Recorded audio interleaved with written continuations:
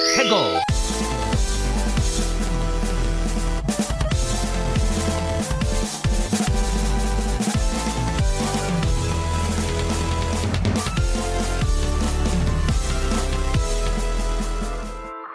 Hello and welcome to another episode of Ferret 64 with me, your host, Yemmy the Ferret.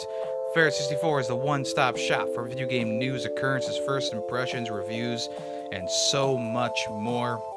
We got a nice loaded episode for you today on this fine Sunday morning, this fine foggy Sunday morning. It's kind of spooky outside with all the fog, the dense layer of fog. You could cut it with a butter knife, you know.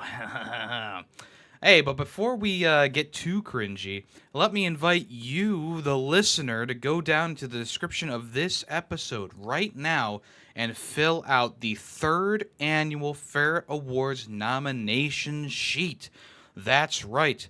Today and until the 23rd of December. So from the 3rd of December to the 23rd of December, you'll be able to fill this sheet out, this form out, link down below, and you can nominate games for this year's Ferret Awards. I'm doing it a little bit differently, a little bit more privately, so that if someone wants to, I don't know, well, I guess I should say, I didn't really like how I did it last year, just kind of having everyone put in as many video games as they wanted in my Discord, and that's I mean it's a public Discord, but not everyone's going to be a part of the Discord. So if you want to fill it out, please go to the description below and make sure you get your nominations in for the different categories. I will go over the whole thing right now, but it's one video game or nomination per category.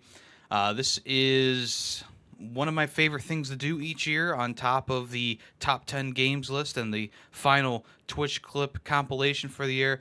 So the more the merrier. The more the merrier. Even if you think that someone else has nominated a game for a category and you really love that game, like Legend of Zelda Tears of the Kingdom, you want to put that for almost every single answer, go right ahead. The floor is yours, okay? I will fill in the blanks for anything that needs to be filled in. I need at least 5 nominations per category. So if only 5 people fill it out, then they're going to be the only ones nominating games. So it is your duty, your civic duty, to fill out this form and let me know what your thoughts are on the video game slate that came out this year. Let's go through the categories. Of course, you're going to have to fill out and put your name on there. Not your real name. You can put your username or whatever. Please only fill out one form per person. I mean, unless you have multiple emails, then I guess you could fill out multiple forms. So, of course, the first one is Game of the Year nomination. This is a game that should be crowned Game of the Year. Whether it's a perfect game or close to perfect game, go ahead and put that in there. Worst Game of the Year. There's actually a pretty good amount this year that I would say are the worst games of the year. You can put one nomination there. The worst game that came out in 2023. Oh yeah, please also stay away from early access titles or beta builds or something like that. Just games that have been officially launched this year will do between January and December. So anyway, back to it. Best indie game. Please nominate one game developed by an independent or small studio. Pretty simple. Best performance. This is a actor or actress along with their character who had an outstanding performance in a video game. Should be a good amount of those this year. Best soundtrack. This is the best music that a game has to offer, composed or performed.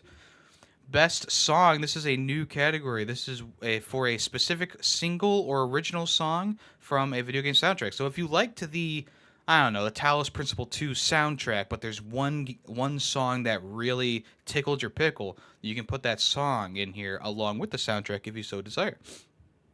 The Still Playing Award. This is one of my favorites, introduced last year. You can nominate one game that you're still playing from 2022 or older. This is just for those long-reaching games, those games that have been going on for a long time. So if you played a game from the past years in this current year, in the year of 2023, then go ahead and put it in there. Best downloadable content. This could be a large update, free add-on, or paid DLC. Plenty of that stuff comes out every year. Should be able to get 5 nominations there pretty easily. So this is actually a bit different this year. Best remaster and best remake. I have actually split these two. Now, there are subtle differences to what a remaster is as opposed to what a remake is.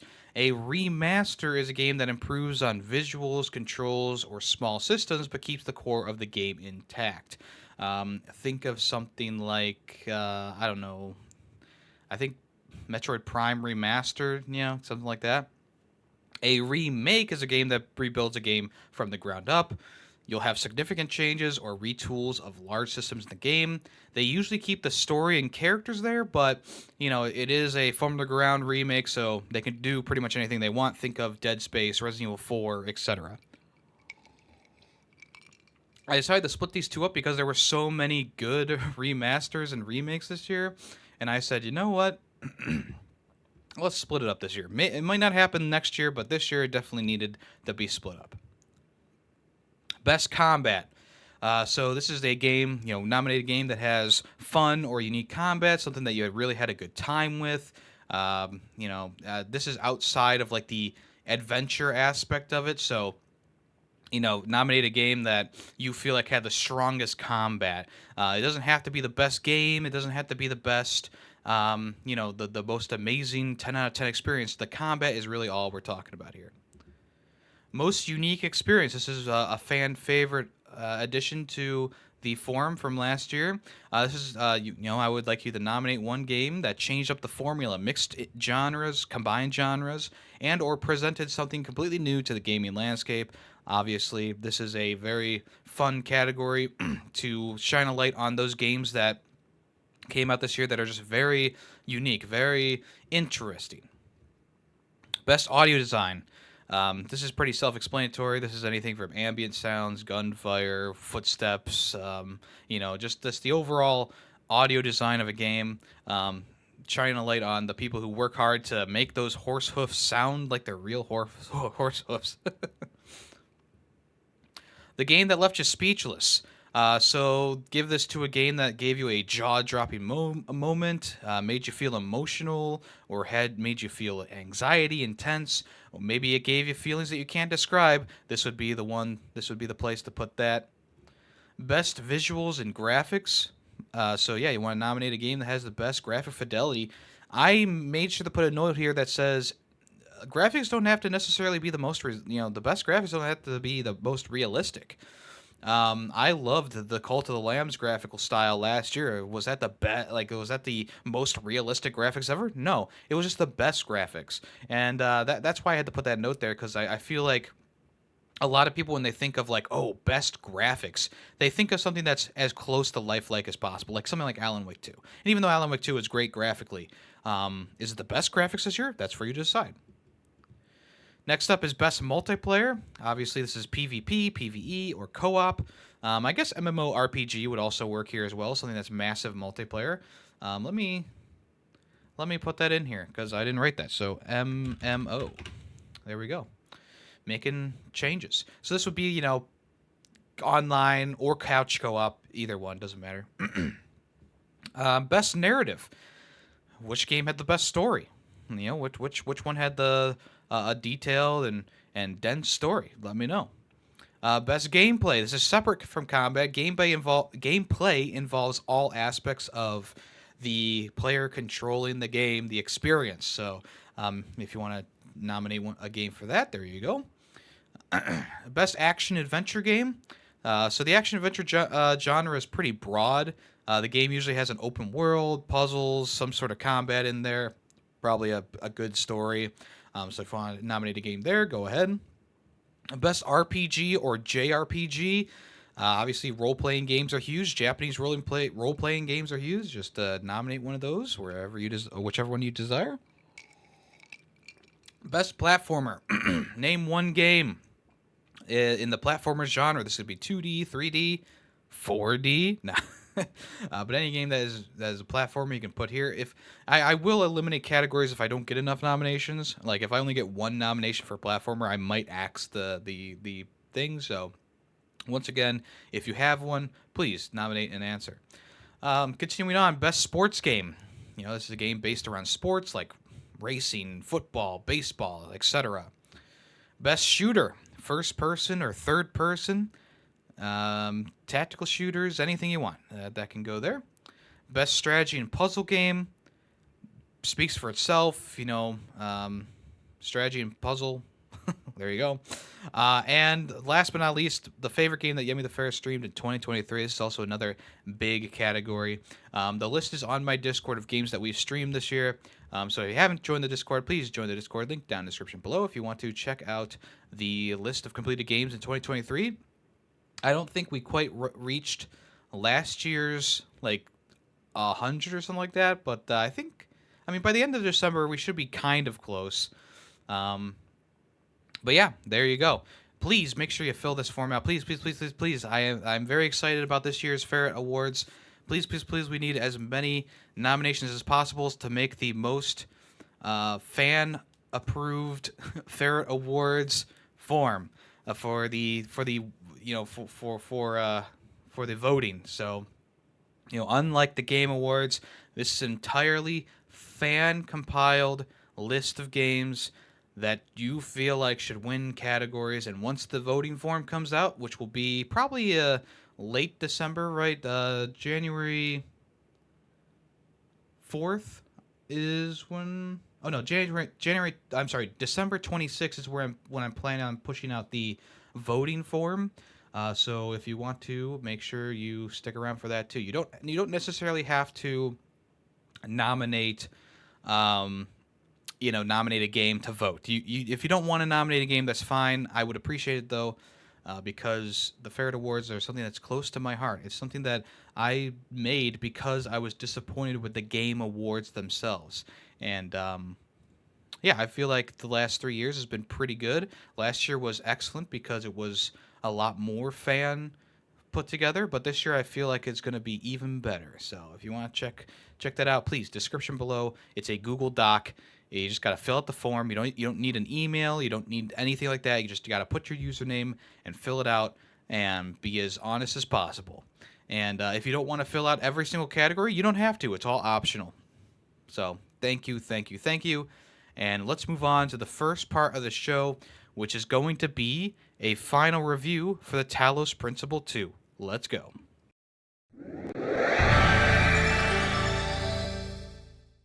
All right, welcome to the final review. Today we're reviewing the Talos Principle 2. I originally played the Talos Principle 1 back when it came out, and I was just like getting out of high school, getting into college. Probably wasn't the best time for me to play it because I was very much into like shooters and, this isn't Call of Duty, what the fuck, kind of stuff. And which is unfortunate because I think that kind of like how Mass Effect opened my eyes to the broader spectrum or whatever of RPGs, I think Talos Principle would have opened my eyes a bit more to the, I guess, kind of like puzzle strategy genre, I guess you could say. And the Talos Principle 2 really builds upon what the first game set up. Now, I haven't played it for quite some time, probably not since like 2014, 2015, but I have watched an entire playthrough of one of my favorite streamers, YMS Plays, or Adam Plays, and they did an entire playthrough of the Talos Principle 1, and I thought it was a really interesting and just like a really intriguing game, I guess I would say. But the story was not as forward-facing as I was hoping. A lot of times you had to go into like a terminal to find the story and interact with stuff in these little computer terminals. But the grounds for the next game were laid, and essentially Talos Principle 2 starts centuries. I mean centuries and centuries and centuries after the initial first game. So essentially, the robot that you play as in the first game is called the Founder. If you play one of the endings, you ascend and become a live, total AI, humanoid kind of creature, kind of robot, I should say. And essentially, this Founder robot started to help more robots come to life and started building this city. And essentially you are centuries and centuries and centuries into that. So society is kind of reformed a little bit. Being so closely related to humans, obviously cliques formed, and there's like a social media thing, and there's turmoil, kind of. There's people going on strike, and even though there's only 1,000 robots in the city, it's still kind of like a mini society. Well, I guess it kind of is. I mean, 1,000 people is a lot of people, so it's pretty much formed into a general society that has its ups and downs. And the fun thing about like the opening sequence is it kind of plays through a couple ideas from the first game. Like you start off in like this Egyptian themed area and you solve these puzzles to get the Tetris pieces or the Tetramino pieces, and you do the little puzzles to open the gates for the next set of puzzles. And it's very like, oh, this is kind of like the same as the first game. And then you awaken as number 1,000, and 1,000 was the goal that the original founder set for the city. This is our goal, is to get to 1,000 new entities, 1,000 new robots. So everyone calls you 1K, and essentially you wake up and just things aren't like, things look like it's a beautiful city, and like it kind of starts off like, oh, this is such a perfect society, and then slowly as you talk to more of the other androids around, and you start doing different tasks in the city and exploring around, you kind of realize like, oh, it's not as perfect as people would think, or other robots would think.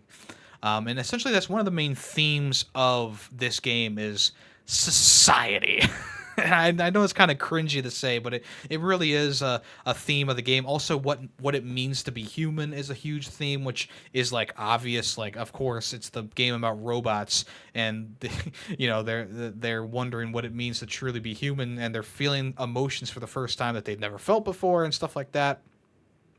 And of course, there is other themes layered in there. But the one thing that I really like about Talos Principle 2 is how forward the story is. The story is in your face, and of course there are things that you need to find, like secret things. There's collectibles in the world that give you more story, more backstory. More backstory for the original creators of the simulation that made robots and stuff like that, or made the trials to see if robots could become sentient, I guess.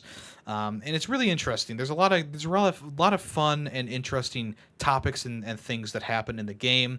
It's a bit intense at times. It's a bit sad at times. It's all in all just a very genuinely good story. It's a perfect encapsulation of what society is, but it's just on a smaller scale because it's 1,000 robots in the city. And one of the main things that you're doing in Talos Principle 2 is figuring out if you want to support the notion that we need to surpass the goal. We need to keep building. We need to keep exploring. We need to keep doing things. Or should we keep the mindset of, okay, 1,000 is the number that'll equal us out in nature, and it won't overburden the earth. So there's those two kind of dueling factions or trains of thought inside of the game, which is very interesting. And you do have the choice in the matter to sway people one way or the other, or even you yourself make decisions to sort of sway people one way or the other, just through some gameplay elements. So it's a very interesting story, and it's a very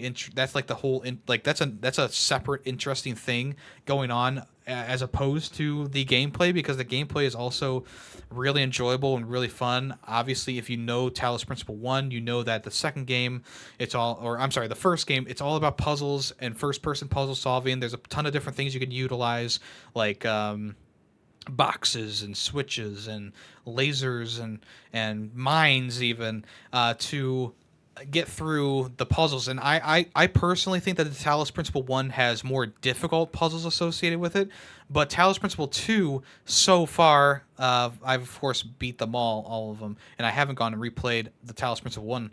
So from my perspective, I think Talos Principle 1 has more fun puzzles. I'm sorry, oh my god, I'm messing this up. Talos Principle 2 has more fun puzzles.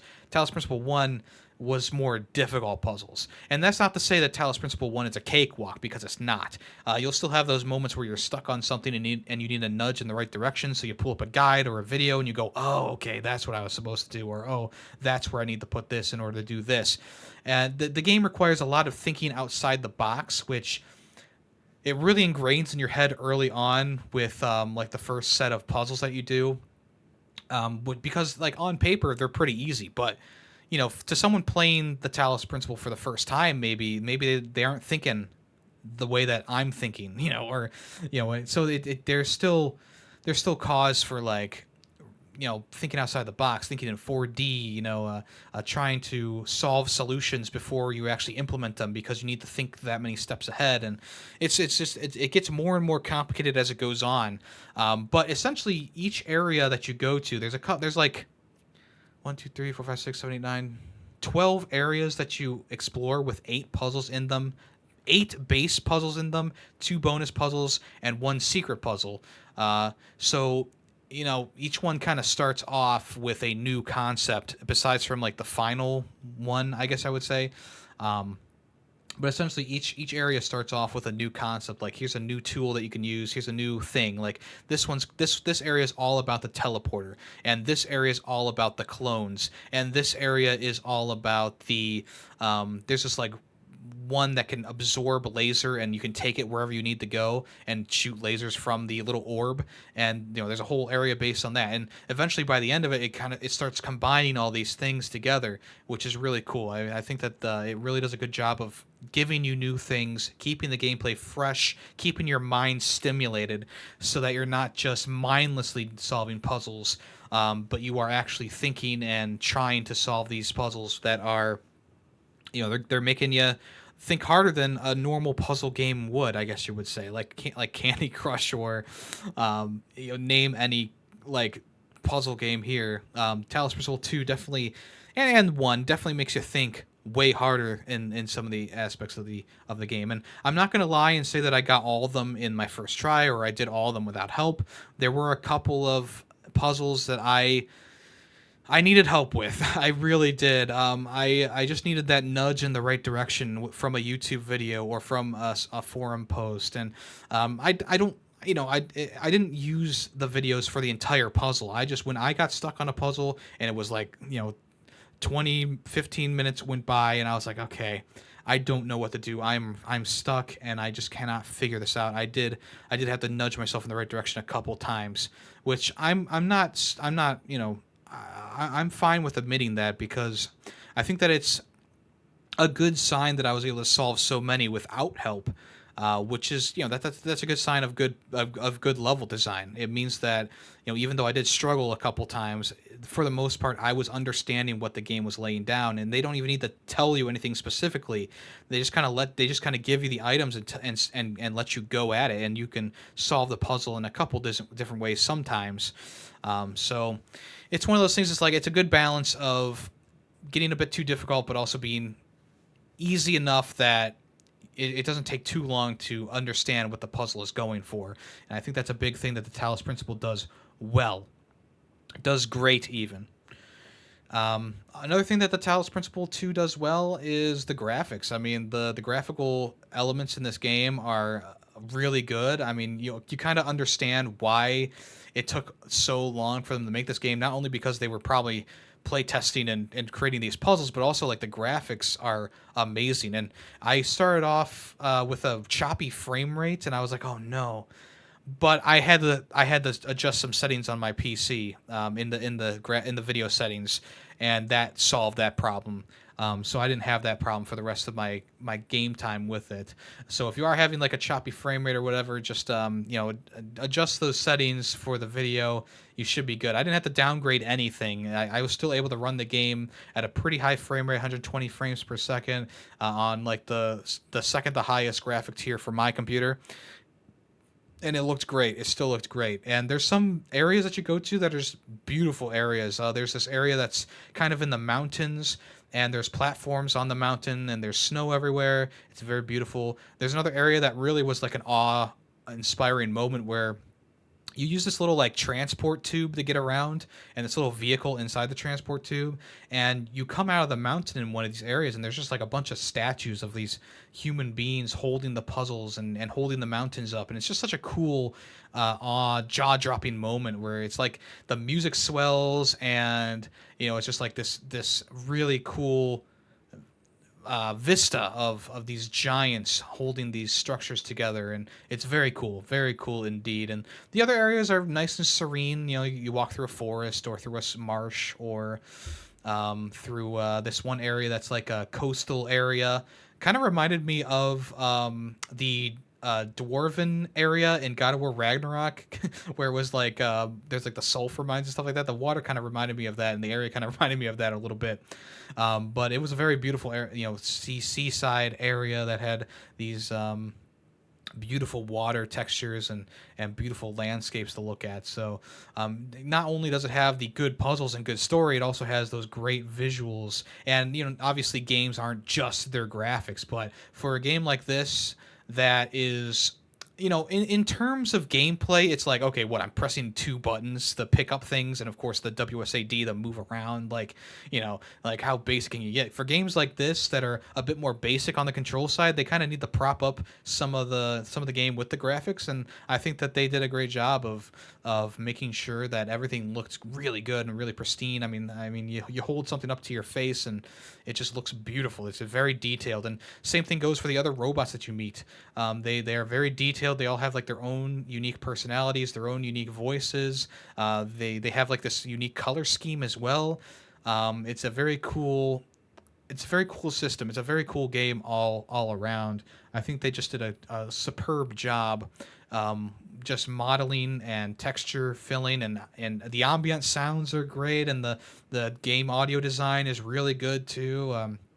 Obviously the puzzle design is out of this world at times. Like, it's just so interesting the way that you need to think to get through these things. And I really don't have any negative things to say. I mean, I guess the only thing that's kind of like a bit of a nitpick is the fact that the final few puzzles that you solve, they're like a combination of everything that you've learned, but also like you go, like, one side of the puzzle is a dystopian area and the other side is the futuristic area, and you got to solve puzzles on each side together, which was cool.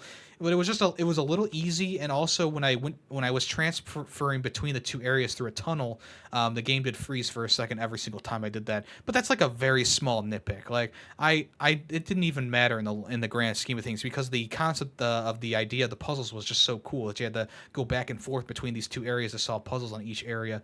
Pretty cool. And you couldn't go if you went too far in one area, it would block you in the other area, and you had to restart. And it was a really fun dance of trying new things and getting around obstacles. And yeah, you can restart a puzzle at any time by going back to your last checkpoint, as long as you're inside the puzzle. So that's not a problem if you soft lock yourself. They were pretty good with putting ladders in areas that could be soft. You could soft lock yourself, but there were some times where, like, oh, I moved this laser deflector and it turned off the shield that was in front of me, and now I'm stuck. Because you were supposed to have two of these in here and I only had one. And it's one of those things. It's like, okay, I fucked up, time to restart. And I understand my mistake. A lot of times, I would say 99% of the time, it wasn't the game's mistake, it was my mistake when I got locked inside of an area. And it didn't happen too often, honestly, but still, it's one of those things. It's like, yeah, they definitely thought of a lot of different ways that people could get themselves stuck, and they made it so that it wasn't super game ending if you accidentally close a shield that you needed to walk through, because they do have a ladder right next to you. And you can't, like, bring things up a ladder with you or anything like that, so it equalizes out there as well. But sometimes you have to restart, because now my laser is stuck in the area that was closed off, and I was supposed to have it outside the area, that kind of thing. And that's just the trials and errors of puzzle solving. That's just human. That's the human aspect in the game design. But yeah, I mean, also the music is really good in the game. Like, talk about soundtracks that really give you the vibe and really give you the idea of what this game is putting down. And it really excelled in that area too. Kind of electronic at times, very synth heavy. There's a couple of song choices that I was really happy with. One of them was when you're chasing, like, this purple pixel cloud, it played a specific song every time you did that, and it was a very fun, like, chase themed kind of song. So yeah, I mean, on top of the visuals, on top of the music, on top of the ambiance, on top of the puzzles, on top of the story, you have a really, really good game with a just an astounding amount of time and and precise placements and just a very meticulously designed game.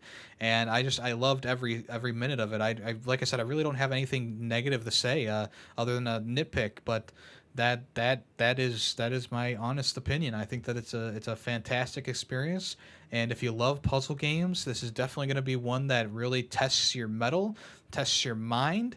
Like I said before, maybe not as hardcore as the Talos Principle one, but still has some pretty ingenious stuff sprinkled throughout there that I really enjoyed. So if you want to check out the Talos Principle 2, I think it's available everywhere at this point.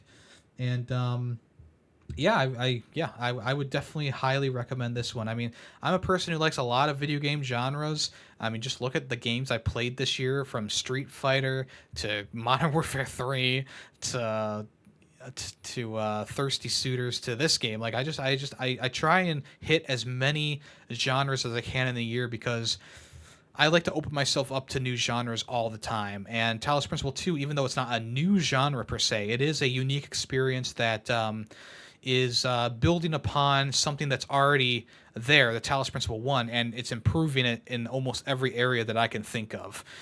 So if you want to check it out, I would highly recommend it. It's like $40, which is a steal for how good this game looks, how well it runs, for how fun and long the game is. It's just one of those things. It's a steal. So yeah, I think I'm going to end up giving Talos Principle 2 a 5 out of 5. Thank you for listening to the final review. If you want to hear the whole podcast episode, the link will be in the description of the video. Thank you so much. Bye-bye.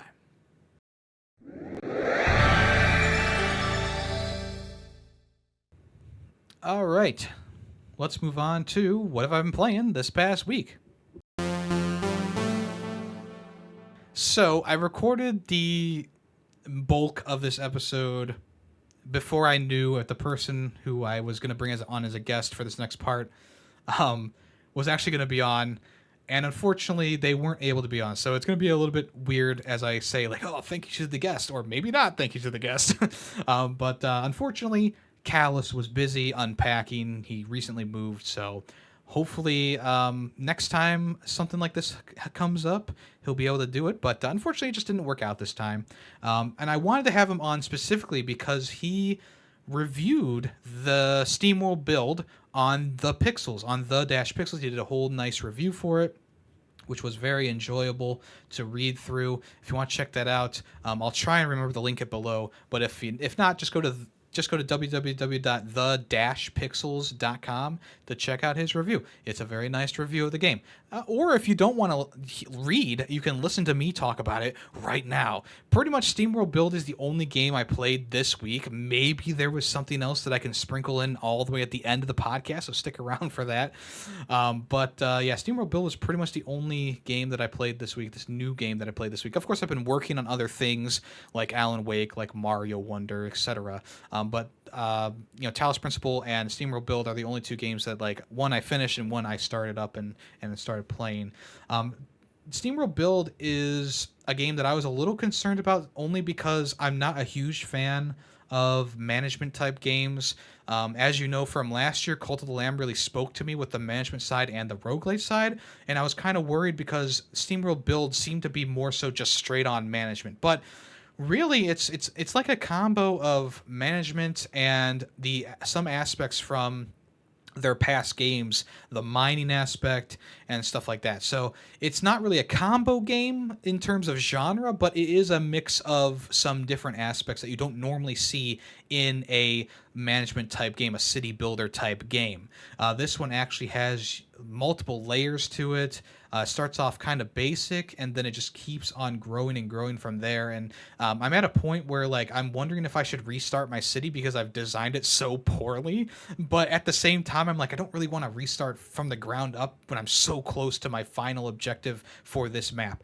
There seems to be like 6 maps or 5 or 6 maps that you can play on. The first one is like this desert plainy area, a couple trees here and there, a couple cactuses, some odd plateaus that you need to work around to build your city around. But it's a pretty cool area, nice little soundtrack and ambient noises in there. You know, I love my ambient noise. But yeah, let's start at the basics. So you start off with a rundown train station that you need to fix in order to have the train come to you, which will allow you to do trades and it will give you some things to boost if you have enough money and gems to buy them. And you pretty much just start off by building some houses for regular workers, and they, in order to make them happy and produce the most amount of bots, and to be happy and produce the most amount of money, you need to build certain things for them. So the starting worker bots, they really only need water, a general store, and a service department. So you can build a ton of, these things only have so much reach to them. So you need to build your city in a way that you can add more things eventually, but also make sure that all they're connected to all these things. And the cactus water, some things are only resource based. So cactus water, you build cactus farms, and you can. And it will just go to your storage, which is what makes them happy. They have a nice storage of cactus water. So there's two different elements in there. So one is the making them happy with amenities like the service station and the general store, and the other half is making them happy with the resources. Kind of like how there's luxury things, luxury resources in Civilization. It's kind of how that works, where it's like, okay, we have the cactus water in our storage, which makes us happy. And essentially what you do is you build off of the resources. So one of the first things you build is a lumber mill that cuts down trees.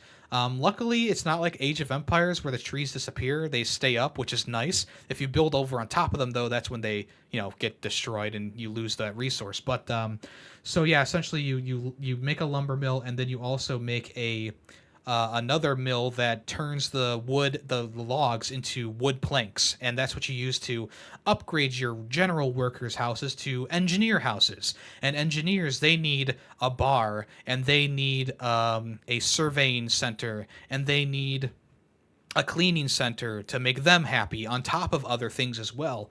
And it just kind of starts building and building from there. So after you get the engineers, you can get the aristocrats, who are like the wealthy residents of the town, and they require a saloon, a sheriff and a casino, and all more expensive amenities and fine dining and polishing places and guns.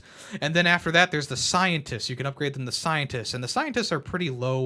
They don't have a lot that they need, but the things that they need are really difficult to acquire in the long run. But they need things like a university, and I can't remember exactly what they need, but because I only have like 3 houses for scientists right now. But it's one of those things that's like, it's very cool how it builds and builds and builds and builds on the surface level, and there's a bunch of different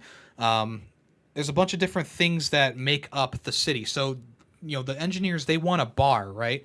Well, in order to get a bar with the, you need to make the alcohol. So you need to sift sand and have a glass factory to make the bottles. And then you need to get some resources to make. You need to make another building to make the alcohol, and then you have the bar. The bar gets stocked with the alcohol. So there's a lot of buildings that are kind of like that, where you need a couple of them to start the process and then finish it off with the finale, which is the bar, or the burger restaurant or something like that. It's very cool how it all builds on top of each other. It works so well, and obviously people are better at city planning than I am. So I've just kind of been like, I've been wildly moving things and trying to get things just right, and because I started off way too compact. I really did, and I had this problem when I originally played Roller Coaster Tycoon as well. Like, I would build my parks like from the inside out, when you really need to do from the outside in a lot of times, and you need to leave space for future buildings. The nice thing about the game is that you can move things for free. If you use the little move button, you can move buildings for free, and they just move automatically. And then you can make space for the new amenities, the new buildings that you want to build in each area. So that's also really, really nice. I think that's one of my favorite things about the game, because in any other game, you got to destroy and then rebuild, destroy and then rebuild, kind of like the TV show. But yeah, it's just one of those things that's like, yeah, it's a really nice city builder experience on the surface. And there's a lot of things going on. There's a lot of decorations you can get and stuff like that. Right now, my personal city problem is that I'm not producing enough charcoal or whatever. And I've built like 3 factories and I'm mining it like crazy, but I can't keep up with the demand. So I gotta either find new places to mine the stuff to make charcoal. I gotta build more charcoal making factories. And that's the thing, like the strain on your resources gets more and more and more as you go on. Of course, as you buy more buildings, you pay more. So you got to make sure that you keep having new residents come in and higher and wealthier residents come in to fund the city. It's just it's a real balancing act on the surface. But also down below, there's like 3 or 4 levels of mining that you can do. Kind of reminds me of Steamworld Dig 1 and 2, where you go lower and lower and lower, and the threats get more and more dangerous, but also you find the better and better materials. So the first floor, pretty basic. You simply, I mean, there's no threats, but it's just building up and learning how to mine essentially. So you have these little plates that you put on the ground. One's for miners, people who dig and excavate. One is for engineers who can build things for you and heal things if they get damaged. Another one is for the prospectors who can mine like the ore, and they bring the packages from the water plants and the oil plants back to the mine shaft. And then you also have guards who are there to, of course, guard your stuff. And they all require a certain amount of tiles from these little platforms to get a new worker. So every 9 platforms is a new worker for most of them.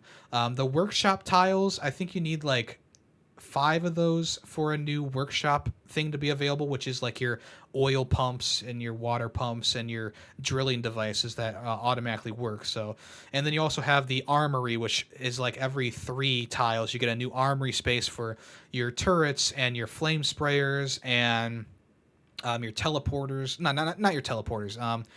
Your blasters, your thumpers, which scare away the tremors, the worms that eat your robots.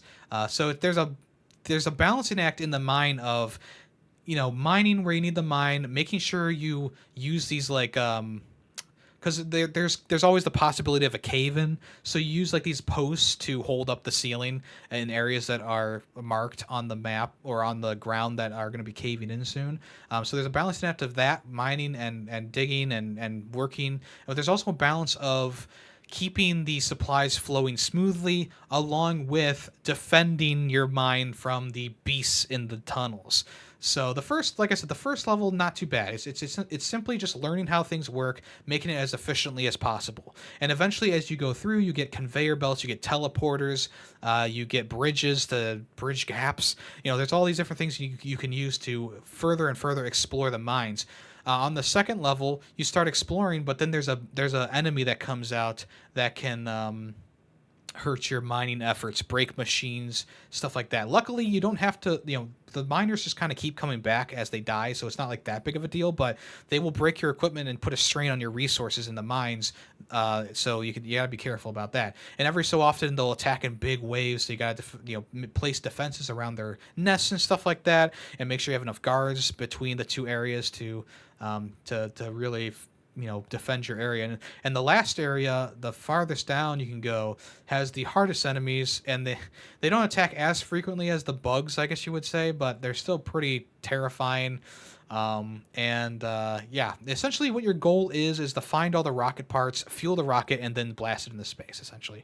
And there is a story going on behind it. I'm not going to talk about it too much just in case you don't want spoilers, but essentially you're a prospector on the Oregon Trail, and you find this area to camp at, and you start receiving messages that there are items buried there, and this shifty eyeball dude is telling you to go deeper and deeper into the mine shaft. That's pretty much the gist of it.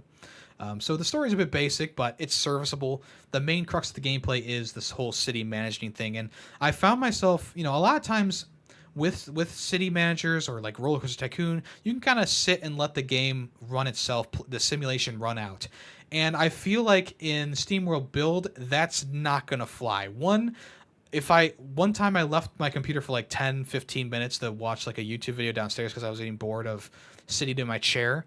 And I came back up, and everything was in the red. I'm like, oh, what the fuck happened? There was a cave in that took out my engineer or my guard post, which left me a bit defenseless when the next wave of enemies attacked. So, I think this game does require some slight touches here and there as you go through. You can't just let the simulation run unless you have like such a good city build that you're good to go. And also, like, a lot of times I'll start running out of money, so you got to make trades for the train that comes around every 5 minutes and make money so you can buy new things. And yeah, like I said, it's a balancing act, but it's a really good balancing act. I'm really enjoying myself with the game. The Steamworld series is full of bangers. Even the first tower defense game, which I wish you could still play, was pretty dang good. And the series just kept getting better and better from there, like the Steamworld Dig 1, Steamworld Heist, Steamworld Dig 2, Steamworld Quest, which was my game of the year that it came out, and now Steamworld Build, which is just a really fun city builder type game in the Steamworld universe. So it has the quirks of a Steamworld game and stuff like that. And it's kind of, like I said, it's kind of like a mix between like Steamworld Dig 1 and 2, where you have like those elements of building the city up top and mining farther and farther down below. But it's more on a grand scale, and it's more, it's more on like a more of like a god hand moving things around than being you physically there mining and battling enemies in Steamworld Dig 1 and 2.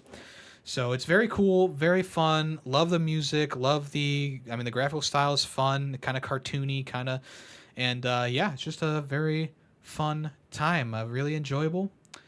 So definitely check it out. It's on Xbox Game Pass if you want to check it out. It works just fine on PC, so I am having no gripes.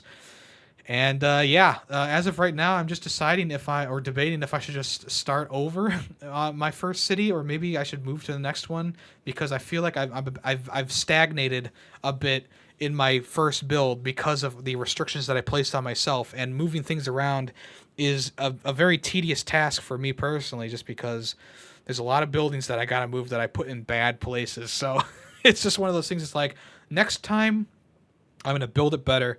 And I already kind of started that. I did start a second city and just kind of started working from the ground up, but that's when I stopped and went, I don't really want to start all over in the same place. So I'm going to try and make it work, but if I can't, oh well, what am I going to do?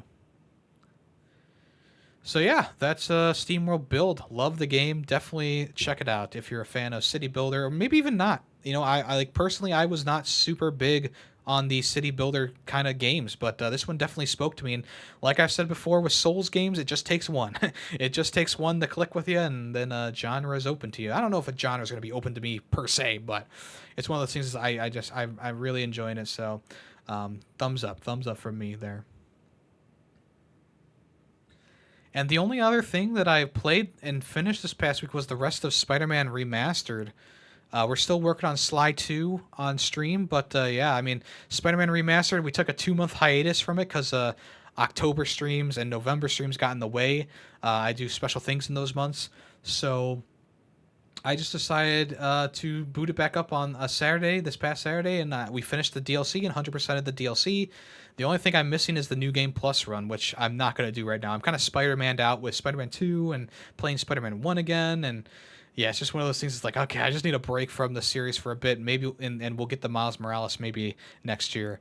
I've already played Miles Morales, but I want to replay that one once again. And there are some things that I like about Spider-Man 1 better than Spider-Man 2, but you can listen to that episode of Final Review if you want to, learn about that. All right, let's go ahead and move on to the next part of the show, which is what's in the news. All right, thank you once again. If our special guest was awake and ready to go for coming out to the podcast, I'm recording this early since I want to get this podcast out as quickly as I can on the Sunday for the nomination sheet to get out there. So I don't know yet if they actually were able to come on the show or not. I guess we'll find out in the post-editing sequence. Let's talk about some news, though. The GTA 6 trailer is going to drop on the 5th of December. So I don't believe that's on the Game Awards day. I think the Game Awards is on like the 7th or something like that. So they're going to be dropping the trailer a few days before that. And all it said on Rockstar's Twitter was trailer 1 coming Tuesday, December 5th at 9 a.m. Eastern Time, which is a pretty weird time slot because in Pacific time it's going to be 6 a.m. It's kind of weird. Why wouldn't they do this during the middle of the day? I'm not sure, but it's probably going to be one of those like really short teaser trailers. Probably, I'm guessing it's probably going to be like 20 seconds long or something like that, 20 to 30 seconds long. It's probably not going to show too much, but hey, you never know. My hot take was that they're ready to launch the game in 2024. Some people are thinking it's going to be a little bit later, but for some reason I kind of think that they're going to shoot for a 2024 release date. Now, if they're going to show a release date at all or a release window at all, that's, who knows. But what I'm expecting to see is parts of the city, some cars driving, and maybe they'll reveal who the protagonist is or protagonists are. But I guess we'll have to wait and see. The background is like it kind of looks like a Miami sunset. It's got some palm trees, the sunset, and some seagulls in the background. Looks very pretty. So I guess we'll see what it all entails. Very exciting. I mean, we can finally stop asking where GTA 6 is. People can finally stop rushing the Game Awards stage to talk about GTA 6. Isn't that great? The trailer will be translated for the different areas, so whether you're in Germany, France, Spain, the UK, Asia, like Japan, China, Russia, all the trailer will be translated into the different languages for you, which is nice. So yeah, it's a very exciting time. It's a very exciting time. Rockstar hasn't released a new game since Red Dead 2. And they've just been re-releasing and retooling GTA 5 and GTA Online for quite some time at this point. So it's going to be really interesting seeing what they're cooking here. And I think I said this before, but I'll say it again. Like, Rockstar doesn't even need to really make a new GTA. They don't even really need to make a new Grand Theft Auto with how successful and how huge Grand Theft Auto Online is. And if GTA 6 doesn't have an online mode, or if whatever they do, GTA 6 needs to have that online mode because that was the most popular thing at the end of the day. Even though the story of Grand Theft Auto 5 is really good, and I like the characters, and I thought that in general it was pretty good. It's one of those things. It's like, yeah, if you don't have the online mode, there's gonna be a lot of people who are a bit sour about that. And what Rockstar should do is they should transfer all of your stuff to Grand Theft Auto Online for GTA 6. That would be great. Of course, if you have to start at square one, at least give people the stuff that they paid for. If there is things that they paid for, like that money currency or whatever. Make sure that people get the stuff they paid for in this game, because that would be the best thing to do. So, yeah. But yeah, very exciting. December 5th, 9 a.m. Check out the trailer for Grand Theft Auto 6, or whatever they're going to be calling it. I predicted that they're just going to call it Grand Theft Auto, because that's how the gaming industry is going right now. But we'll see. We'll have to wait and see. Also in Grand Theft Auto news, Netflix is getting Grand Theft Auto before Christmas. And if you don't know, Netflix has had a couple of games come to its service for people to play, like Kentucky Route Zero, Dead Cells, Hades, Death's Door, and Spiritfarer, which I didn't even remember that most of these games were on there, because it's not a forward-facing thing that Netflix does. When you go to your Netflix homepage, it's all just movies and TV shows. They don't even show the games. They don't even show Bandersnatch anymore, So it's a weird thing that they are implementing. Not only weird because they hide it so much, but weird because it's such a limited amount of games, and a bunch of indie games at that. And now they're adding the Grand Theft Auto trilogy. So this is the recent definitive edition trilogy that came out, that was based off of the phone ports of the original, I guess not the original trilogy, but the trilogy of games, GTA 3, Vice City, and San Andreas. So I don't know how well they're going to run on Netflix, but if you want to check those out, on December 14th, the Grand Theft Auto trilogy will be available to play on Netflix, which is kind of weird. It's one of those things that you kind of forget that Netflix has video games, simply because like I said before, they hide it. So I think you have to literally search for the video games section because it doesn't just show up in your home screen, which is just really weird. And I actually just re-upped my my Netflix account, and you kind of expect them to show like a nice broad, like, here's everything you can do, and they don't put the games on there. They don't put the video games on there. So I don't know, kind of weird. Moving right along, though, Beyond Good and Evil 20th Anniversary Edition has been officially announced after some major leaks over the weekend before this was announced. They just, Beyond Good and Evil, they just decided to go ahead and announce the 20th Anniversary Edition. So this is coming from Ubisoft. They accidentally released the Beyond Good and Evil remastered version, whatever it's going to be called, 20th Anniversary Edition, onto Ubisoft Plus, and people actually were able to download it. I don't know if they were actually able to play it too much because it was taken offline pretty quickly, and I think this might have been the fault of Ubisoft here, where they accidentally released it onto the service, and it was like in an unfinished, unupdated state. And it's one of those things. It is a kind of like a remaster. It's got 4K resolution and 60 frames per second. There's improved graphics, improved controls, and new audio, along with brand new autosave and cross save features. There will also be trophies / achievements, along with an anniversary gallery, probably of original concept art and stuff like that. It's cool that they are not so much that they're remaking this game, but that they are essentially re-releasing the game. When I originally played it, it was on the PS3 Classics catalog, where you could buy PS2 games for like $20 or something like that, and I ended up buying Beyond Good and Evil 1 HD. Which was a pretty good experience. I think that the autosaves is really going to come in handy. I think that's one of the reasons why the first game was a bit rough. But other than that, I mean, the story in Beyond Good and Evil is great. The action adventure aspect is great. The voice acting was pretty good even for back in the day. It's definitely one of those games that is as you can kind of see, it's once in a lifetime, because Beyond Good and Evil 2, which was announced in like 2014 or whatever, we've heard nothing about that game for quite some time. So maybe with the re-release of this PS2 classic, maybe we'll be seeing more about the Beyond Good and Evil 2 coming out, but I guess it's a wait and see. I think that Beyond Good and Evil is more of a cult classic at this point, simply because the game, I don't think it performed too well when it originally came out, like sales-wise, but as time went on, people realized, this is actually a really good game.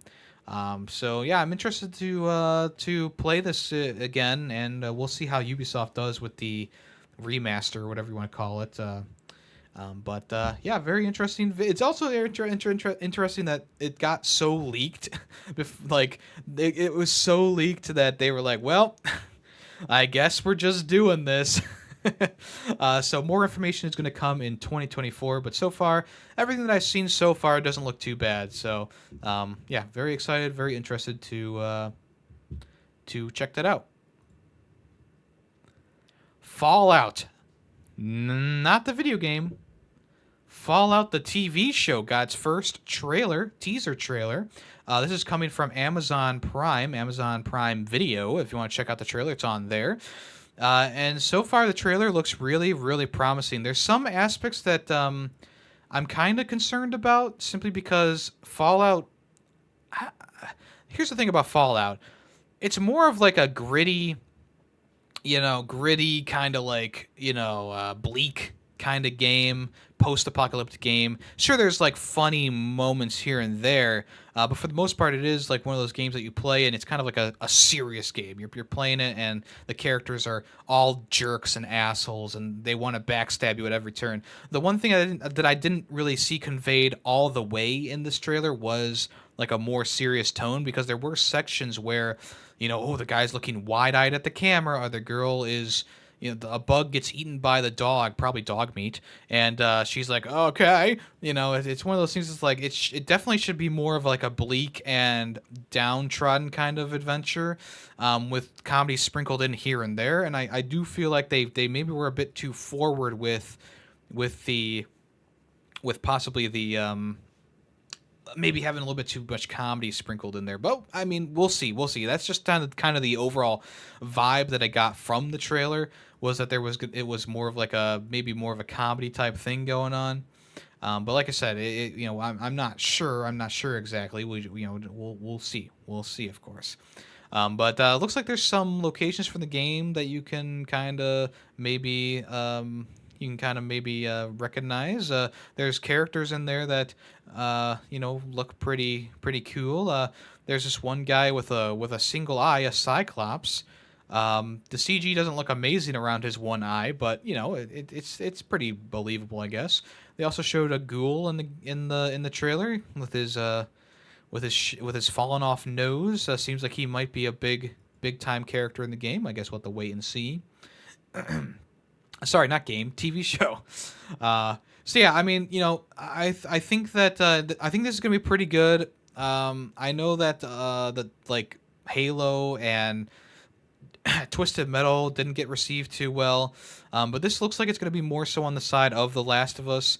I just do hope that they they don't squander this opportunity, because so far from this trailer, it looks really good. So this is expected to premiere on April 14th, 2024, next year.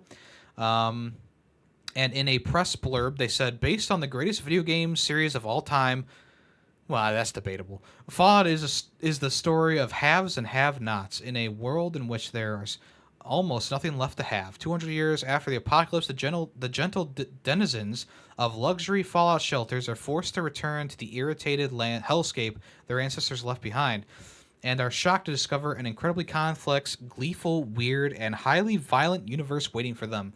From executive producer Jonathan Nolan and Lisa Joy, the creators of Westworld, starring Ella Purnell, Aaron Moten, Walton Goggins, and more, this arrives April 12th on Prime Video.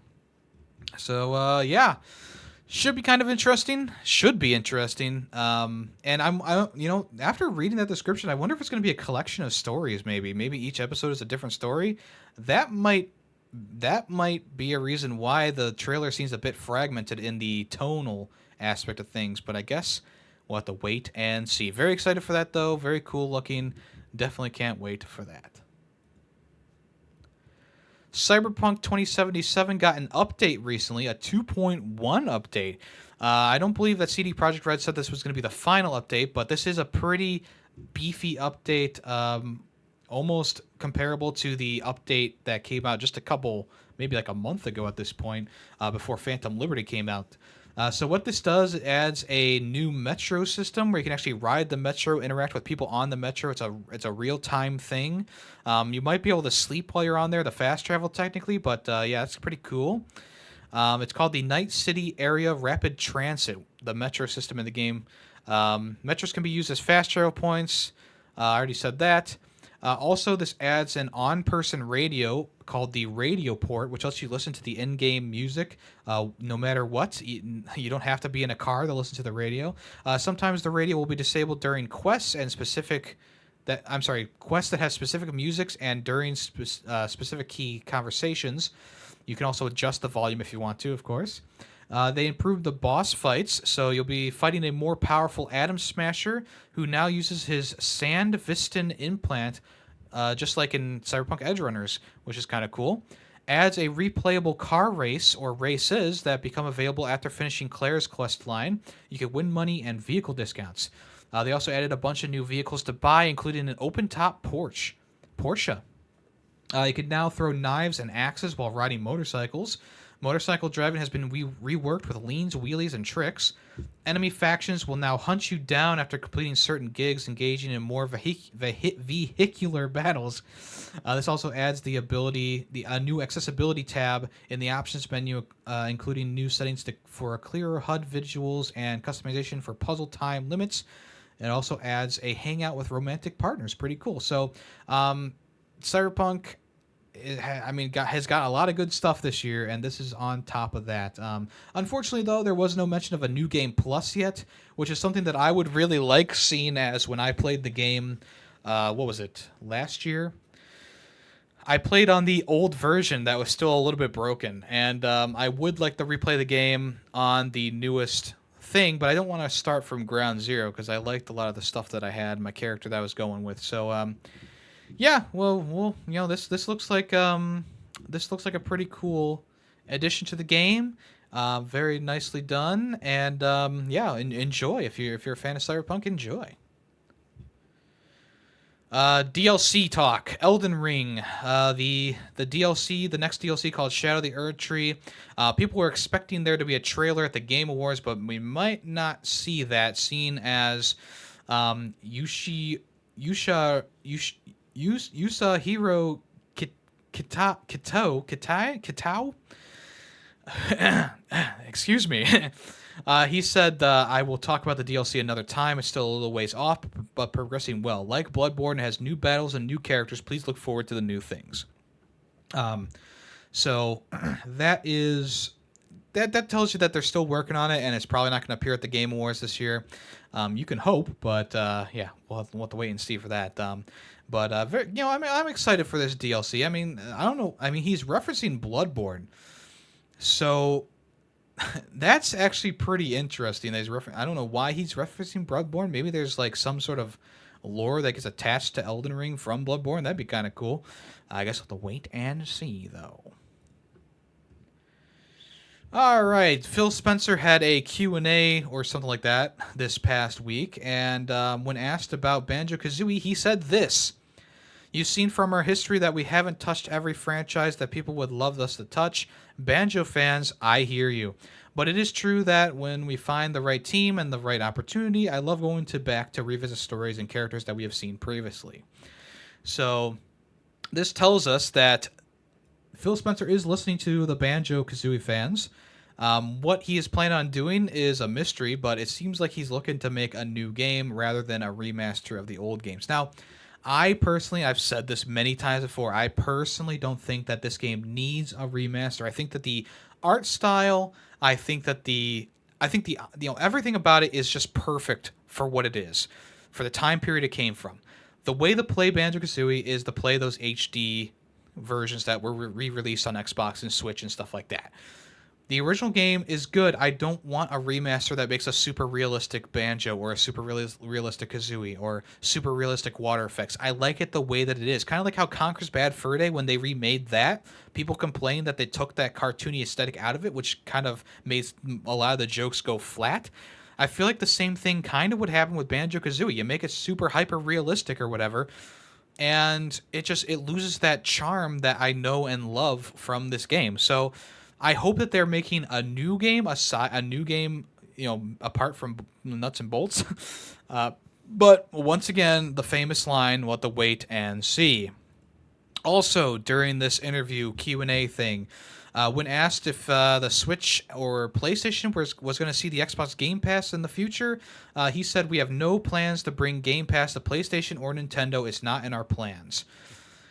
Which is kind of interesting because Xbox Game Pass on the Switch was so heavily rumored for so long, and I think even during the takeover of Activision Blizzard, they said something about like wanting to bring Xbox Game Pass to other platforms, as many platforms as they can. So it's interesting that they're confirming that they're not bringing it to either PlayStation or Nintendo. Obviously, PlayStation has its own system; they're not going to allow Xbox Game Pass, but Nintendo, I could totally see Nintendo allowing Xbox Game Pass, but maybe not. Maybe Nintendo is also like, hey, it would interfere with our Nintendo Switch Online service, so maybe not.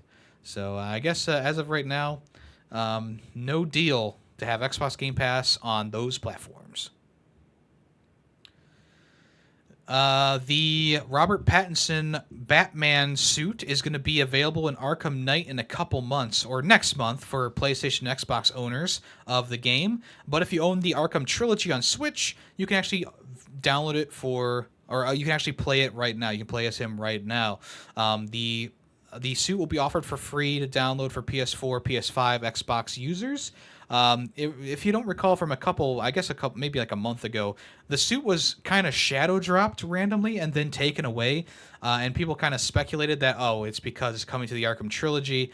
We did not know that it was going to be a timed exclusive. But essentially, it's just got a couple weeks, though. Arriving on the 15th of December, you'll be able to play as Robert Pattinson's The Batman. And the in-game screenshots looks pretty cool from what I've seen of his suit. So, yeah, pretty cool. Yeah, there you go. That's all I got to say about that. Among Us is doing a major crossover event with a ton of indie games. They teased it last week that they were going to be doing something special, but this week they finally revealed that they're going to be collaborating with Untitled Goose Game, Undertale, Crypt of the Necrodancer, Celeste, Behemoth, aka Castle Crashers and Alien Humanoid, and A Hat in Time. All these games are going to be getting some sort of crossover content, which is pretty cool. Whether it's just cosmetics or some sort of, I'm guessing it won't. Maybe it'll be like new pets or something like that, new hats, new cosmetic items like that. I don't think they're going to be adding like a new map for Untitled Goose Game and Celeste and whatever. But yeah, that would be kind of cool. But yeah, I mean, Among Us has grown to be one of the most popular indie games of all time. So it makes sense that they would want to collaborate with some of the other big indie games of all time. So there you go, pretty cool. All right, let's go ahead and move on to what's coming soon. All right, the Halo TV show has been renewed for a second season, as we already know, but it now has locked in a date. You'll be able to stream the next season of Halo on February 8th, 2024. And as a special thing, they released all of the Season 1 episodes on YouTube. You can actually watch them all right now to build up towards the new season. As I said before, Halo was hit with a lot of criticism. I think I only watched the first episode, and I wasn't like super jazzed about it. But I've heard that there's some characters who are in there that are kind of annoying. I've heard that the CG is not as good as people were hoping. I heard that Master Chief himself is just kind of weird. There's a lot of scenes of him naked or whatever. So I'm a bit apprehensive to jump into the series, but maybe I will before the new one comes out. This will be streaming on Paramount Plus in the future, so there you go. People were actually expecting this to be canceled halfway through production, but it probably made enough money. I mean, Halo was huge, and whether the series was good or not, I think Halo fans just love seeing Halo stuff. Master Chief shooting up a Covenant is really all you really want to see, and maybe they fast forwarded through all the other stuff that they didn't like, but Halo was originally the most watched premiere ever on Paramount Plus. It was hailed as a huge global hit, but it wasn't well received, so I don't know where that's coming from. But anyway, yeah, season 2 is coming around. Hopefully they do a better job with it. I always try to think of the positives about something. So maybe they learned from the mistakes of the first season. Maybe they had more time to do what they can with this season, make this one more, I don't know, more Halo fan centric. We'll wait. We'll have to wait and see. The famous line once again. Pacific Drive has a release date now. It was pushed back a couple months ago, but now we officially have a release date for it, which is going to be February 22nd, 2024. The trailer that came out on PlayStation's YouTube channel just kind of shows you a bit of the world that you're going to inhabit. It's kind of the same as a trailer that we saw before, but essentially this one shows that you are actually charting the area that you live in or are inhabiting, and you need to drive around to different highways and different gas stations and stuff like that to find the parts you need for your vehicle. And the graphics look great in the game. I think that this is a very interesting concept. They're hailing it as a road light, which is a play on roguelite.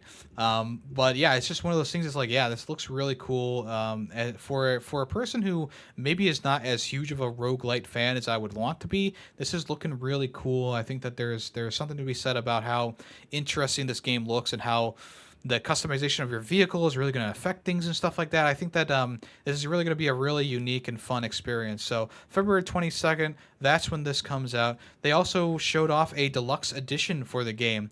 This includes a deluxe edition sleeve, a traveler's journal, a reversible cover, in-game content pack for your station wagon. Looks like it comes with the cosmetics and maybe a different paint job. And this comes with 3 art cards as well, which is pretty cool. Yes, people who were afraid that this was not going to get a physical edition, it is getting a physical edition, both a regular and deluxe edition. So there you go. Very, very interested in this. I think that it looks really cool. I think it's a very interesting concept, and whether it was physical or not, I would have gotten this just like Alan Wake 2. So it definitely has sold me. And February 22nd is going to be a good. I mean, I really, the first part of the year is a really like interesting time for gaming. I mean, we got so many games coming out in January and in the February.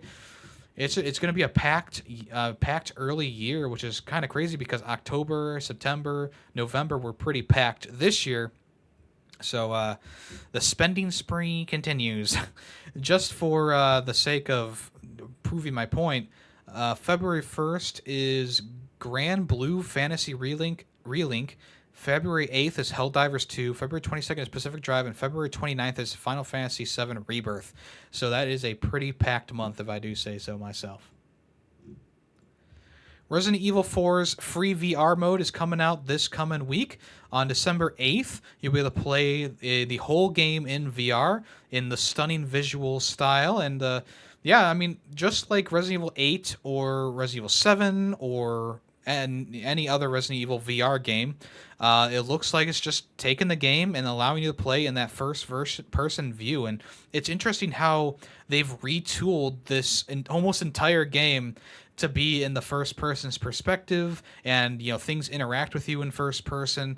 It's very cool. It's very cool how they were able to do this. I'm pretty sure they were working on this since before or during when they were working on the original game, the original Resident Evil 4 remake. So I'm sure that's why it's coming out so fast. But yeah, it's pretty cool.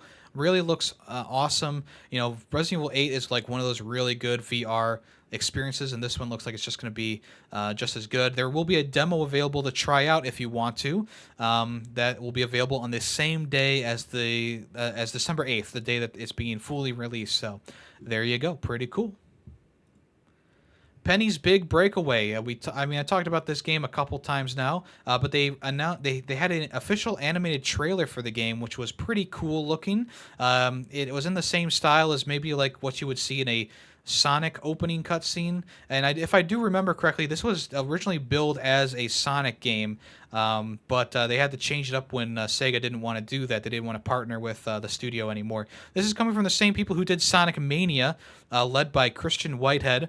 So it seems like it's going to be a pretty fun game, though. From what I remember, it's all about that momentum with a yo-yo or whatever. You can have it like it kind of reminded me of Hell Pie a little bit, where you can have the yo-yo be like a grapple point and stuff like that. So yeah, this trailer is looking really cool. If you want to check it out, it's on Evening Star's YouTube channel. It's a very cool trailer, definitely very fun visual style, kind of sets up the game pretty perfectly. There is no release date for it yet, other than the window of 2024. But yeah, very interested in this. Looks like it's going to be a pretty fun platformer.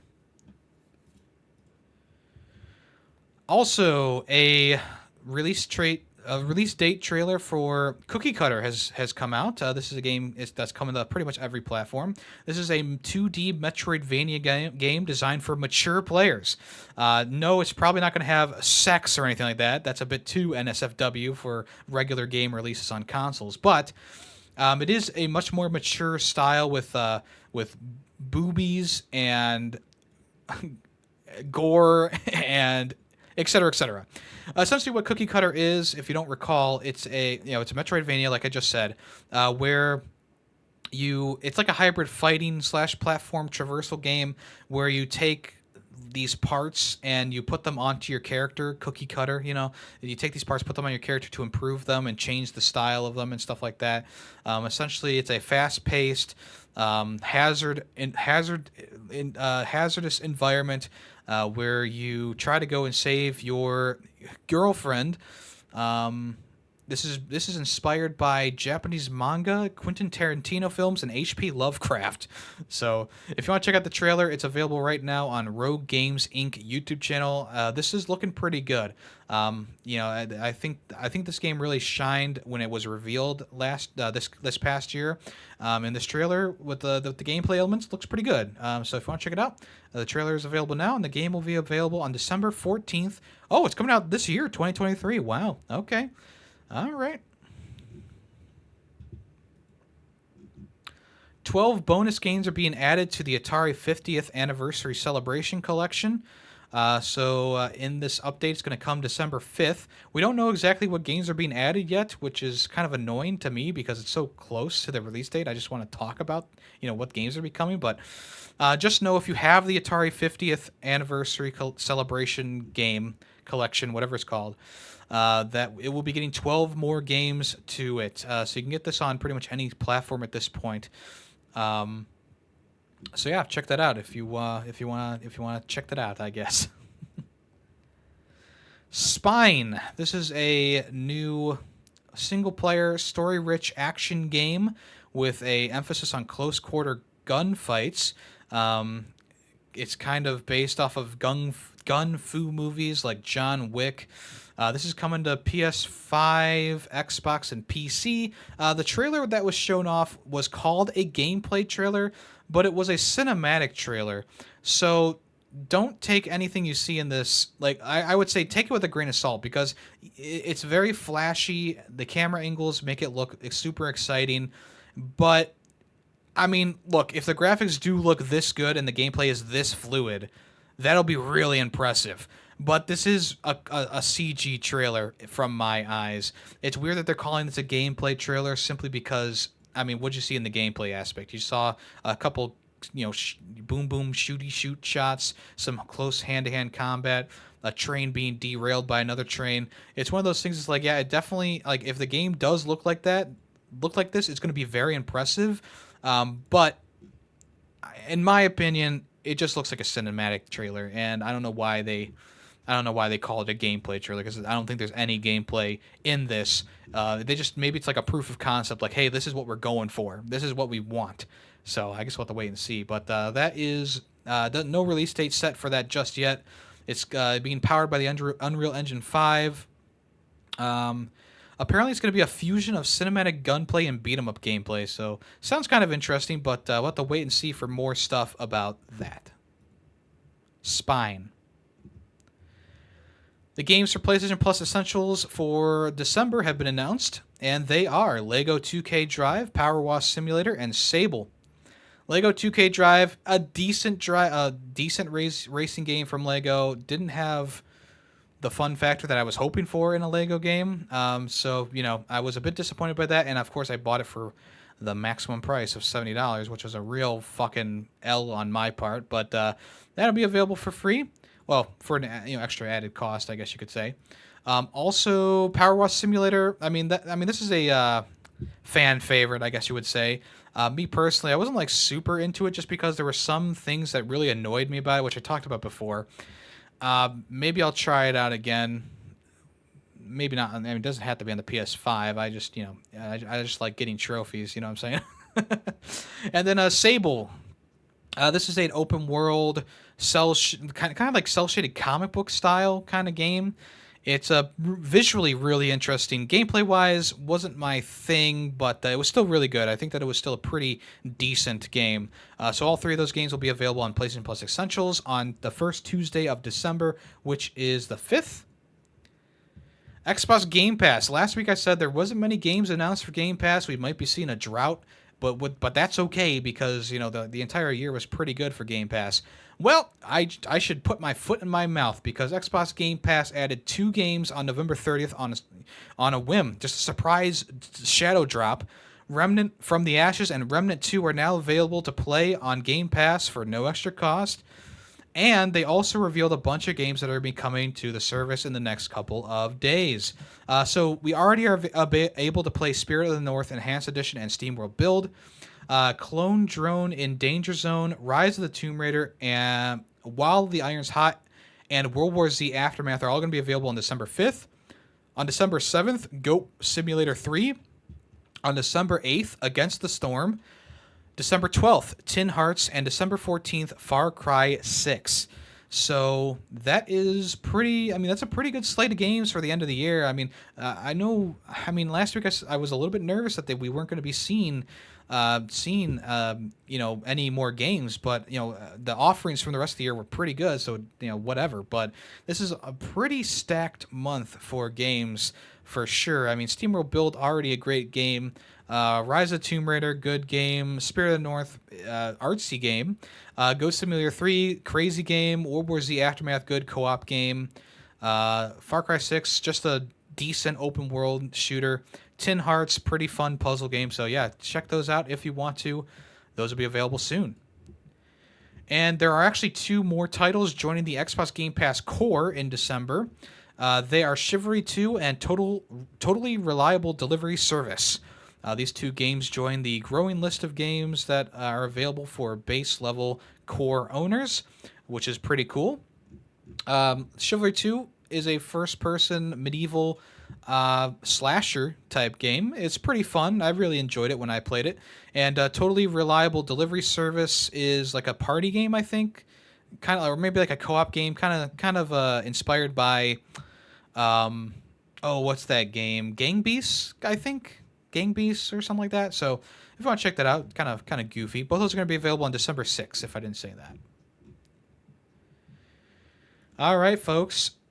Thank you so much for listening. Let's move on to the final part of the show, which is Guess That Song. If you want to guess that song, give me the song name and the game that it came from down below in either the comments, or if you swing over to the Discord and type in the Ferret 64 section, tell me the name and the song name. I'm sorry, the song name and the game that's from. I'll give you a super reaction. So good luck. Let's listen to the song right now.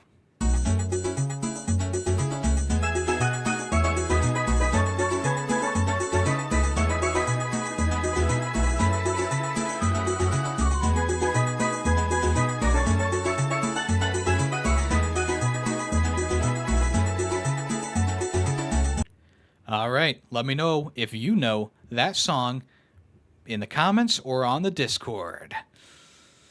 And now it's time for a super secret special part of the podcast where I talk about a game that I was invited to the closed alpha for, and that is Suicide Squad Kills the Justice League.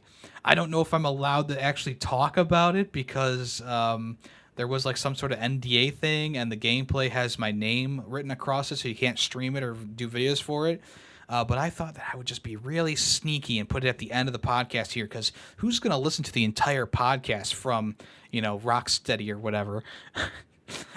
So far, the game doesn't feel that great. The only character that I really enjoyed playing as was, well, I guess I liked King Shark and Deadshot. Because both their movement and their abilities are really fun. Unfortunately, though, Captain Boomerang, how he does his fast running and stuff like that is kind of annoying. Where you have to throw his boomerang in front of you and then you teleport to it, which just was really awkward. And then Harley Quinn has like the grapple hook and bat drone, and it just doesn't really feel that great. I'm hoping that they improve the traversal with the release of the game, but I do feel like once again this game needs a bit of a delay again to really smooth out these traversal techniques, because Deadshot and King Shark feel great, and those are probably going to be the 2 most popular characters to use in the game simply because they're the coolest characters in the game. Obviously, people love Harley Quinn, and Captain Boomerang is pretty funny, but that's the thing, though. When I switched to the other characters besides from Killer Shark or King Shark and Deadshot, I just didn't have as good of experience with the game. And I think the game has a lot of potential as just a third-person looter shooter. Like, there is potential there, but it's just one of those things that's like, the traversal is really one of the major things about this game. Mixed in with the combat. And Deadshot, he has the jetpack and he can shoot and with a sniper rifle and a regular assault rifle, and he has grenades and stuff like that. He seems like the most suitable character for this style of game, with King Shark being right behind him, where he has to like charge his jumps and stuff like that to jump higher or longer, and he has like the big minigun, and he also has a lot of close combat stuff as well. And, like, these are the two good characters for this style, whereas Harley Quinn, she just doesn't hit hard enough, and her traversal is not fun. And same thing kind of with Captain Boomerang, where it's like, yeah, he hits hard enough, but his movement is just so awkward to control. The reason why I don't know why I'm talking quietly, but it's one of those things like I don't know if I'm allowed to talk about it, but I will talk about it because I don't really care. I mean, what are they going to do? Kick me from the beta? It's already over. So it's just one of those things that, like, it's so close to being there. It's almost there. And I think it just needs a little bit more time in the oven, just tweaking the different movement things for the characters, because the shooting feels pretty good. Like the gunplay feels pretty good. The enemies that you encounter are kind of cool, I guess. There's a system of like armor that the enemies can get that you need to do a special move to take off the armor, which is cool. I don't mind that at all. And the story seems like it's going to be really fun. They showed the opening cutscene for the game, and I thought it was pretty fun. Like it really felt like that The Suicide Squad, which came out in like 2021 or 2022, whichever that was. It really felt like that style, you know, that kind of like Taika Waititi kind of style. You know, I guess was it Taika Waititi? I'm sorry if it wasn't him, but that's what I was reminded of throughout in the entire time watching the cutscene. So, if anything, the story is probably going to be pretty good in this. If anything, the co-op is probably going to be serviceable, or the whatever. I think that I'm pretty sure it's still going to be a live service game. So, you know, don't get your hopes up too much. But for what it's worth, it doesn't feel bad at all. It's one of those things. It's like I have a few nitpicks here and there. I have two characters that I don't like using at all. They just need to tweak some things, and I think it'll be a lot better. So, as of right now, I'm not going to say go out and pre-order it, but it's got the stepping stones to being a good game, which is very promising. Very promising. So, there you go. All right, folks. Thank you so much for listening to this episode of Ferret 64. I do appreciate that. Thank you to the special guest if they were able to join me today. Thank you to the special guest for coming on and talking with me about Steamworld Build. Hopefully that all goes through. I'm not sure right now because I'm recording this really early in the morning. But thank you, everyone, for listening. If you want to, make sure you leave 5 stars on Spotify or a review on Apple Podcasts. Make sure you give the video a like if you're listening to this on YouTube. And let me know what you thought about the topics below. If you have any thoughts, I'd really appreciate that. I love interacting with people in the comments. If you want, you know, say what you liked about the episode. Say what news sources that you found interesting. I'm Yemmy the Ferret. And I am out of here. Oh, make sure you listen to the newest episode of Film Freaks with a Z, my podcast about movies. The latest episode is about This Is Spinal Tap, and we talked with Topos, who is a co-host for Taymation Studios' YouTube channel. Also, a new podcast experience is available right now called Ferret Cafe, the Ferret Cafe podcast. It's the audio version is available right now, but the video version won't be available until Thursday, just to try and space things out on the YouTube channel. And if you want to join the Discord, you can actually suggest topics for the Ferret Cafe if you so desire. All right, I am Yemmy the Ferret, and I am out of here. I'll talk at you guys next week. Have a good week or weekend. Bye-bye. The Ferret 64 podcast is owned and edited by Yemmy the Ferret. The song Nightshade, used in the intro and outro, is owned by Adhesive Wombat. Small sound clips during the podcast were made by Yemmy the Ferret. News sources include NintendoLife.com, PushSquare.com, and PureXbox.com. All opinions video game related are my own. Thank you for listening.